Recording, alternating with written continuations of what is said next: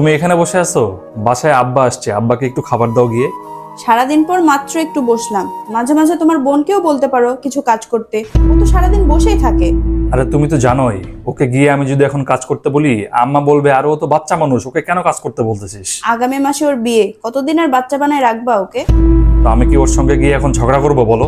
না না, তুমি শুধু আমার সাথে ঝগড়া করো, আমার জন্য তোমার কারোর সাথে ঝগড়া করার দরকার নাই। আমাদের বিয়ে হলো, পরের দিনই সবার পছন্দ অপছন্দের লিস্ট আমাকে ধরাই দিল।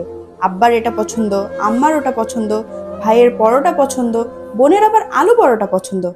কেউ কি কখনো আমাকে জিজ্ঞেস করছে আমার কি পছন্দ?